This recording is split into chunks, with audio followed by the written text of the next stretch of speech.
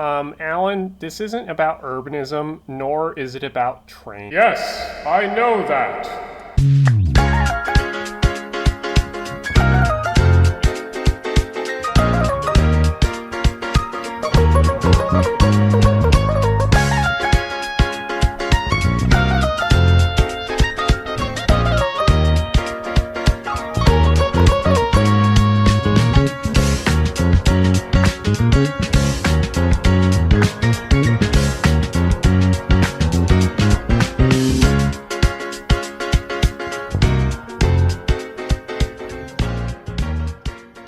Do you want walkability? Well, what about a place that the only form of transit is walking? That's right, we're not talking about anything urban today. We're talking about the minimalistic infrastructure of the Appalachian Trail. And believe me, there are many things that urban planners can learn from on this journey. So to make a bold statement, the Appalachian Trail is actually one of the best examples of regional planning in the United States. In 1921, a man named Brenton McKay published an article called An Appalachian Trail, a Project in Regional Planning. The article laid out the foundations of how to build the 2,000-mile-long trail, following parks in the Appalachian Mountains. Within the first paragraph of McKay's article, in 1921, he predicted that suburban sprawl would eat away at nature and farms. His main goal of the trail was to conserve large parts of land that were relatively close to East Coast cities, allowing for those that live in those cities to get to travel and experience the parks that were created as part of the trail. The article eventually inspired organizations and states to construct and allocate land to the trail in the name of conservation. This video isn't entirely about regional planning. That's a topic that deserves its own video, but at least understand that the United States is heavily lacking in regional planning, especially when it comes to housing and land use. That's why the Appalachian Trail is such an oddity. It's a shining example of regional planning and forward thinking done right. The final version of the trail today is 2,200 miles or 3,500 kilometers long. It stretches from Springer Mountain in Georgia to Mount Katahdin in Maine. The trail is exclusively for hikers only. No bikes, no cars, no horses, and especially no ATVs of any sort.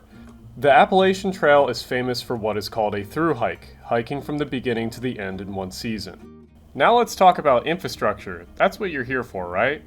Well, during the hiking season, the AT becomes very busy with hikers. Now, even a trail in the middle of the wilderness does have some infrastructure. First, let's start off with blazes. Blazes are essentially lane markers on a road. They let you know officially where the trail actually goes. Multiple sets of these markers can be put together to show a direction, or you can get different colors and shapes to indicate that you're going on a different trail. The blazes are the most prominent feature on the AT, mainly because they're designed so that you can stand under a blaze and be able to have the view of the next one, so they're literally never leaving your sight.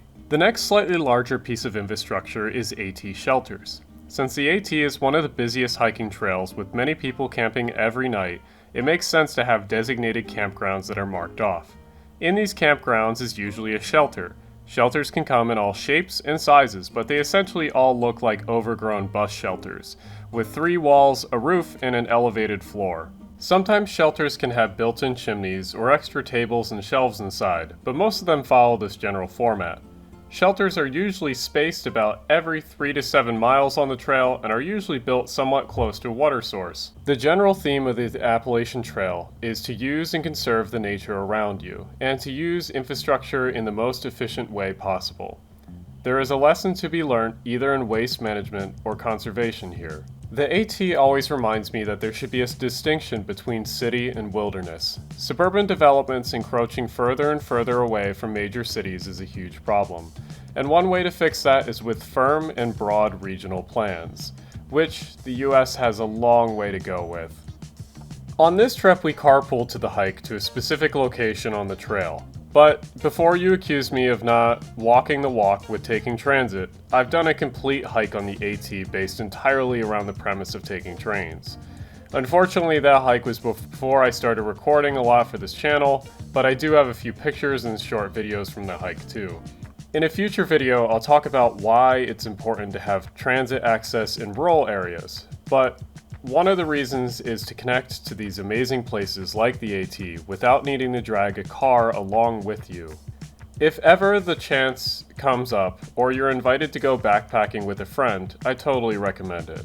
There's no feeling quite the same as finishing a long hike with a heavy pack, only to have reached a spot in the wilderness that's only accessible via hiking. If you meet some other backpackers along the way, it's also fun to swap stories about the trail and to talk about fun spots ahead or behind you that you must hit.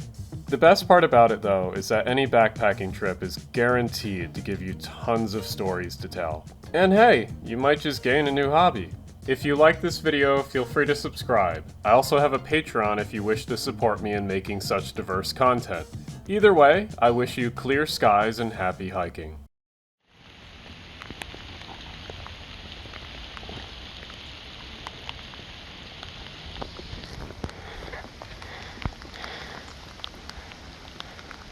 We play a fire watch up here.